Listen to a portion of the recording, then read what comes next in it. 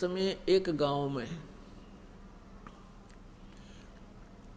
एक नगर में एक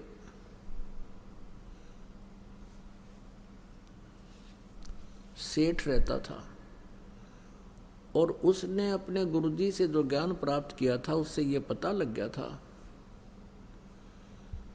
कि भाई अब ये व्यवसायिक जो लोग होते हैं ये इन्हें देखा करें कि भाई कहाँ मुझे लाभ होगा, इन मोक्ष से कोई लेना देना नहीं होता। तो उसने ये पता पूछ लिया अपने गुरुजी से जब सत्संग कर रहे थे, फिर बाद में पूछा कि गुरुजी यूँ कहते हैं कि जैसे इस जन्म में किसी ने किसी से पैसा ले लिया और वो नहीं दे सका तो अगले जन्म में वो 1000 गुना करके वापस देना पड़ेगा। कहा बेटा ऐसा ही होता है। तो उस लाला जी ने क्या कराया, अपना बोर्ड लगा दिया दुकान के आगे कि अभी कर्ज ले जाओ, जिसने कर्जा चाहिए, किसी ने लोन चाहिए ले सकता है, लेकिन अगले जन्म में लूंगा, इस जन्म में लूं कोई ना। अब ये जो पैसे के पुजारी होते हैं ये इसे इतनी गिरजन की वृत्ति बताते हैं। एक लाला जी मर गया, यम के दूत पकड़ के ले गए तो उससे पूछने लगे भाई तेरे को पहले स्वर्ग में भेजा या नरक में, क्योंकि तेरे इतने पुण्य इतने पाप। नो बोला दोनों के बीच में बिठा दे, नून के भी आओगे गा कर, नरक वाले भी आओगे, दोनों के बीच में बिठा दो मैंने। यानी वहां भी अपने बिजनेस पॉइंट व्यू से ही सोचा उसने। तो इसी दृष्टिकोण से उस लाला जी ने अपने गेट पर ये बोर्ड लगा रखा था कि अभी इस जन्म जो कोई लोन लेगा तो अगले जन्म में लूंगा उससे। दो ठग थे, उन्होंने वो बोर्ड पढ़ लिया, वो चले थे चोरी चारी करने, उन्होंने बोर्ड पढ़ लिया। दोनों बतलाए रही साहब मूर्ख, हमने तो पहली बार देखा, मेंटल तो नहीं है। अब उससे बात करी भाई लाला जी हमने 200 रुपये कर्ज दे दे। बोला ले ले भाई। वो पक्का करे थे, वो कहने लगे भाई देखा हम तो जल्दी देवांगे, व्यवहार के पक्के आदमी हैं। वो कहने लगा ना भाई मैं तो अगले जन्म में लूंगा। अब उन्होंने फिर पक्का कर करना भाई हम तो 6 महीने के भीतर तेरे वापस दे देंगे ब्याज रुपया। वो बोला ये ब्याज लूंगा और अगले जन्म में लूंगा, ना तो जाओ तुम। तो उन्होंने सोचा अच्छा भाई ले अगले जन्म में ले, उन तो ठगना था ही वो। उन दोनों ने अपने 200 रुपये या जैसा भी 100 या 500 लिए और दरे गठड़ी में चल पड़े। आगे वो चलते जा रहे थे, एक गांव के बाहर एक तेली का घर था। पहले तेली होते थे, कोल्लू चला करते थे बैल से, और उसमें सरसों पीड़ा करते थे और तेल बनाते थे। उस तेली के आंगन में कोल्लू लग रहा था, एक बैल तो चल रहा था, कोल्लू चला रहा था, एक वहां खड़ा था पेड़ से बांध रखा था। तेली किसी कामवश गांव में गया हुआ था, वो दोनों वहां रुक गए जलपान कर ले, पानी पी लेते हैं। उन्होंने पानी पिया तो दोनों बैल बतलावे थे, आपस में बातें कर रहे थे। अब जो बैल चल रहा था उसमें कोल्लू में, उसने पूछा जो बैल खड़ा था कि भी तेरा कितना लेन देन इस तेली के साथ बचा है। अब वो खड़ा बैल कह रहा है कि अभी कल जो है ना एक व्यक्ति आएगा और मुझे इससे मोल ले जाएगा 200 या 400 रुपए में। वो उस तेली का वो इतने पैसे मांगता है, और वो जो मुझे लेने आएगा वो मेरे 1200 रुपये मांगता है। उसके सारा हिसाब किताब लाकर 1200 रुपये ब्याज ब्यूज के हो रहे हैं। और वो फिर क्या होगा, मुझे यहाँ से ले जाएगा। आगे एक राजा ने हाथियों का युद्ध करवा रखा होगा, आपस में भिड़ंत, और उसमें इनाम रखा होगा, 12 रुपए का रखा हुआ है।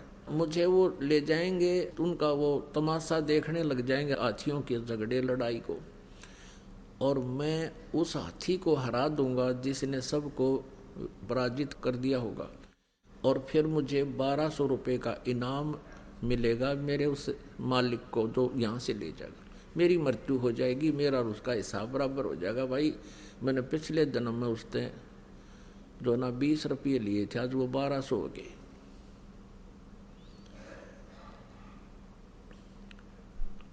तो उसने फिर पूछा कि भाई जो कोल्लू को चला रहा था उससे पूछा कि तेरा क्या हिसाब किताब है तेली का और तेरा? उसने कहा भी मेरा और इसका हिसाब पूरा होने वाला है और मैं एक घंटे 2 घंटे में मर जाऊंगा। इतने में वो तेली आ गया और उनका कलेजा हिल गया। अकरे तेरा गजब हो, ये बैल बोले, और बैल बोले है तो बस साची ये पाओगी, ये तो अनहोनी है, भगवान ने बुला रहा है इन्हें। तो उनने सोचा भी आज रुकना पड़ेगा यहाँ, और कल देखेंगे यू मरेगा किस टाइम यू बैल, और वो किस टाइम ग्राहक आएगा। तेली आ गया, उनसे पूछा भाई कौन हो, कहाँ से आई हो? उन्होंने बता दिया ऐसे हम जा रहे थे रास्ते में, पानी पीने लग गए। और वो तेली बोला भी कोई बात ना, अब देर हो गई है, शाम रुक जाओ, सुबह जाइए का। अच्छा भाई, वो तो रुकना ही चाह थे। 2 घंटे के बाद वो बैल जो चल रहा था उसकी मृत्यु होगी, जो कोल्लू चला रहा था।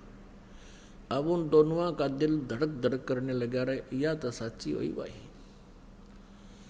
उधर से अगले दिन सुबह एक व्यक्ति आया और उस तेली से कहने लगा भाई कोई बैल बता मुझे, या तेरे पास होता है बैल दे। अब तेली का ये डर हो गया कि भाई चलता चलता बैल मर गया, कोई बीमारी आ गई पशुओं में और इसने बेच दे जल्दी, तो दूसरे को भी और लाऊंगा कोई। उसने उसके 500 400 100 200 जिसे रुपये मांगे और उसने दे दिए। वो दोनों जने अपनी पोटली कड़क कर बांध गए, उस बैल लेकर गया था उसके साथ साथ चल पड़े। ये और देखेंगे वहां पर ये बताए थे इन्होंने कि बैल हाथी को हराएगा। वहां क्या हुआ कि वो जाके खड़े हो गए, दंगल लगा हुआ था, हाथी आपस में कुश्ती कर रहे थे, एक हाथी सबको पराजित करता हुआ चल रहा था और लास्ट में वो अकेला खड़ा हो गया कि और लाओ वे जिसका कोई हाथी हो, गुड़ाओ इसके साथ, ये केसरी हो गया। वो जाकर खड़े होकर तमाशा देखने लग गया। बैल पकड़ रखा था रस्सा हाथ में, वो बैल हाथ से रस्सा छुटा कर हाथी की तरफ भाग लिया। लंबे लंबे सींग थे पहने पहने। हाथी ने उसका सूंड मारा, वो सूंड लग गया, सींग फंस गया सूंड में और हाथी मारा किल की चंगाड़ और बाज गया। हाथी का सूंड में दर्द बहुत होया करे। हाथी किलकी मारा, रो और लीद कर, उसने सोची मेरा नहीं किया गया सिंगाड़ा, हाथी भाग गया। तो वो विजयी हो गया बैल। 1200 रुपये राजा ने इनाम दे दिया। वो 1200 रुपये उनके पास आए उस बैल वाले के पास, उसी समय बैल की मृत्यु हो गई। अब वो दोनों जने उनके पैरों तले की जमीन खिसकन लगी, क्या तो बूंदी बनेगी, बैल बनना पड़ेगा इस लाला जी का जिसके पैसे ले आए हम। वो दोनों वापस आ गए। अगले दिन 9 के 9 दोनों ने पैसे रख दिए। सेठ जी अपने पैसे पकड़े, ये मारा पर नहीं उठा ही पे। लाला जी ने ठाकर बाहर गली में फेंक दिए, मारे मेरे लेखे कितने ले जाओ, हम ना मैं ना लूँ, अगले जन्म में लूंगा। और वो ठाठा उल्टे धरे उसके हाथ जोड़े, लाला जी माफ कर दे, अगले जा मैं ना लूँ कती भी। वो बाहर फेंक गए। उन्हें सोची बड़ा साका होया भाई। अब वो उठा कर उसने वैसे तो गिरे क्यों कर, क्योंकि देना पड़े, वो तो बहुत सुरक्षित रखने पड़े उनको, कदे को छीन भी ना ले जा, थारे बचाव रखे। तो उसने सोचा भी साधु संतों के पास इसका कोई समाधान होता है। एक संत कहीं बैठा था, वहां पहुंच गए और कहने लगे महाराज जी हम एक कसूते संकट में फंस गए, कोई समाधान बताओ। सारी कहानी बता दी। अब वो संत बोला भाई एक काम करो, इसका कोई धर्म पुण्य में ला दो उस लाला जी के नाम पे। तुम यूं करो, एक धर्मशाला बनवा दो मेन रास्ते पे, और एक कुआं बनवा दो, और उस पर लिखवा दो लाला जी उस सेठ का नाम कि उसके नाम की धर्मशाला। और तुम यूं करियो, उसमें किसी को रुकने मत देना है, और ना उस कुएं में तो पानी किसी को पीने देना। बोला जी फिर क्या होगा? फिर तुम मैं बताओगे क्या होगा, और जो मैं कहूँ इतना कर दो। अब वो ने सोचा भी महात्मा ने जो कहा है तो बात फिर ये जाना आगे क्या होगा। उन्होंने एक मेन रास्ते पर जो स्टेशन से उतर कर गाँव को आता था, स्टेशन से उतर करके जो यात्री आते थे उस नगर के, स्टेशन 2-3 किलोमीटर की दूरी पर था नगर से, उसके बीच में बनवा दिया। उसके मतलब 2-2.5 किलोमीटर था तो 1.25 किलोमीटर दूरी पर बना दिया, और वो कुआं बना दिया, एक धर्मशाला बना दी, लिख दिया लाला जी का नाम जिस पर उन्होंने लोन लिया था, उधार ली थी। अब वहाँ यात्री आवे और पानी पीने या थोड़ी देर विश्राम करने के लिए धर्मशाला की तरफ जाऊं, वो दोनों लकड़े लठ लेकर खबरदार दे यहाँ आगे होता है, चलो यहाँ से। तो वो कहने लगे भाई क्यों, तुमने धर्मशाला बनवा रखी, कुआं बनवा रखा, तो रुकने क्यों नहीं देते, जल क्यों नहीं पीने देते? हकील लाला जी ने पूछ लो भाई, इसने मना कर रखा है कि यहाँ हम दोनों नौकर छोड़ रखे हैं, और कह रखा है ना इसमें किसी को रुकने देना, ना इसमें पानी पीने देना किसी को। इवाम आदमी ने बोले बड़ा मूर्ख आदमी, इतना पैसा ला दिया और फिर किसी को यहाँ टिकने भी नहीं देते आयो, यो कैसा लाला जी हुआ, सब गाली देते जाओ। एक दिन उसका समधी आ गया, उसके लड़की ब्याह रखी थी, वो समधी भी आया, उसने देखा पढ़ा अको हो तो अपने ही रिश्तेदार का बनवाया हुआ है, और अच्छी मरोड़ सी में पहुंचा, चला उधर को, वो दोनों लकड़े लठ ले गए, खबरदार जो इधर आया है। वो कहने लगा अरे क्या बात भाई, मैं इसका रिश्तेदार हूँ। ने बोला बाहर चल, तू किससे का रिश्तेदार हो? इसने ये कह रखा इस सेठ ने कि इस धर्मशाला में कोई रुक नहीं जा, और इस कुएं से कोई पानी नहीं पी ले, हमारी ड्यूटी ला रखी है। वो कहने लगा अरे ये बड़ा नालायक आदमी, मैं तो इसको बहुत अच्छा आदमी समझूं था रिश्तेदार को, ये तो जमा दुष्ट इंसान है, हैं? बता, प्याऊ बनवा रखी, कुआं बनवा रखा, धर्मशाला बनवा रखी, और किसी को रुकने नहीं दे रहा। वो आया फिर अपने रिश्तेदार के घर आना ही था उसने, तो उसने उससे कहा रे तू बड़ा नकम्मा आदमी, क्यों तो इतना पैसा लगावा था, तने वहाँ कितने पैसे लगा रखे, धर्मशाला बनवा रखी, कुआं बनवा रखा, और वो 2 मस्टंडे छोड़ रखे, तन ना पानी पीने देते किसी ने, और ना वहाँ रुकने देते, फिर क्यों इतना पैसा बर्बाद किया, तेरी बुद्धि खराब होगी क्या? अब वो ने सोचा भाई कौन सा, कहाँ धर्मशाला है, कौन सा कुआं है। वो काफी देर सोचता रहा, क्या बात है, क्या कह रहे हो आप? कह के मैं झूठ रहा हूँ, तेरा नाम लिख रखा और तेरे नाम से धर्मशाला बनवा रखी, कुछ लाला जी ने धर्मशाला बनवा रखी है, उसी ने ये कुआं बनवा रखा है, और वहाँ 2 खड़े हैं, वो लठ लिए इन्हों किससे नियाण दे, लाला जी ने कह रखी है। उसने सोची देखूं तो कहाँ, वो उस दोनों जने आए, देखे तो वह खड़े सामने लठ ले, वो जान गया कि ये तो भाई मेरी बेइज्जती करवा दी न। तो कहने लगे भाई तुम क्यों कर पीछा छोड़ो मेरा। वो सेठ बोला, ने बोला मारी वो कलम तार दे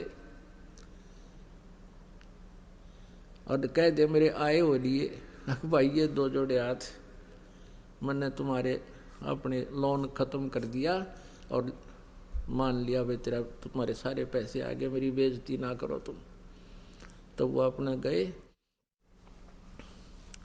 और फिर मजदूरी करके अपना गुजारा किया, साधु संतों से उपदेश लिया, भक्ति की, कल्याण करवाया। तो पुण्यात्माओं ये सत्कर मान लेना, भले ही आपको एक दंत कथा लगे, लेकिन ये आपके हृदय में उतर जानी चाहिए। आज क्या हालत है जीव की। तो इस प्रकार जब अध्यात्म ज्ञान हो जाएगा आपको, आप ये गलती नहीं कर सकते हैं। ये दास देख रहा है, पहले शराब पिया करते थे, ताश खेला करते थे, दुनिया ने लूटा करते थे, 2 के 20 बनाया करते थे, चाहे कोई दूध बेचा था या कोई दुकानदार था, और दूनी बिरान माटी हो रही थी उनकी। और आज वो प्राणी किसी का 10 रुपये आ जाते हैं ना, घर दे काम वापस। एक बहन बता रही थी कि मैंने एक लाला जी से कपड़ा लिया, उसने रेट बताया, कम बत्ती करके जो हमारा फाइनल रेट हुआ वो 200 रुपये का हुआ, और मैंने उसको 1000 का नोट दे दिया, उसने मेरे को 1250 रुपये वापस दे दिए, क्यों करके उसका धोखा लगा। तो मैंने उस टाइम तो ध्यान रहा नहीं, और घर आके देखा कि मैं तो इतना का सामान लाई हूँ, इतना पैसा मेरे पास, ये फालतू आ गया सेठ का। अगले दिन गई और उसके वापस पैसे दिए उसने, जितने भी वो फालतू थे। वो उसके मुंह का नहीं देखा है, ए बेटी तू तो देवी उतर रही है, यहाँ तो ठा ले जा, वापस देने की बात दूर से। जब दाव लग जाता कि मैं और भी ठा ले जा लोग, और तू वापस देना आ गई, मेरा तो याद भी ना थे। तो पुण्यात्माओं, इस प्रकार फिर आप के पास किसी का एक नया पैसा भी हजम नहीं हो सकता। आत्मा नहीं मानना आपकी, क्योंकि इसको पता है फिर के दुर्गति होगी और कैसे पूरे करने पड़ेंगे। गधा बन के कुम्हार के घर पे ये प्राणी उसके पूरे करेगा, और फिर कितना कष्ट उसके ऊपर से गुजरेगा वही जाने। तो पुण्यात्माओं, परमात्मा कहते हैं अपनी महिमा बताने के लिए कि तुमने उस दरगाह का मैल नहीं देखा और धर्मराज के तिल तिल का लेखा। तो प्रसंग चल रहा है कि जब हम परमात्मा के आध्यात्मिक ज्ञान से परिचित हो जाएंगे, फिर हमारी एक विशेष व्यवस्था बनेगी, आत्मा के अंदर एक विशेष उभार आवेगा। अब देखता ये दास, आज भी कम से कम 4 भक्त आए थे, नो बोले जी रास्ते में 100 रुपये पड़े पाए, अब वहाँ देवा किसने, यहाँ दान कर दिया, घर पर नहीं प्रयोग हो सके। और पहले के सतिथि थी, नो देख के ठा करते, को देखते ना ले और गोज मंगा लेते। तो ये वृत्ति हमारी बदलती जा रही है। कोई कहता 500 रुपये, कहता जी ऐसे 5000 रुपये पड़े मिले मुझे। और जा रहा था, एक व्यक्ति आ रहा था, मुझे ऐसा लगा जैसे इसका कुछ गुम हो गया। मैंने उससे पूछ लिया, भाई कहाँ से आए हो, कहाँ जा रहे? वो कहने लगा, कहाँ जा रहा हूँ, मेरे पैसे गिर गए और जेब मत निकल गए, किस प्रकार मैं कुछ सामान निकालूं था और सारे देख लिया, मैंने पाए नहीं। कितने पैसे थे तेरे भाई? कि 5000 रुपये थे, ये नोट थे। नो बोला, नो के जब मैंने उसको निकाल के दे दिए कि ये थे। उसने सीने से लगा लिया मेरे को। नो बोला, राज के युग में इसे देवता बचे हैं। तो पुण्यात्माओं, ऐसे यह बिल्कुल स्थिति बदल जाएगी और आपकी आत्मा इतनी खुश होगी उस पैसे को वापस दे करके।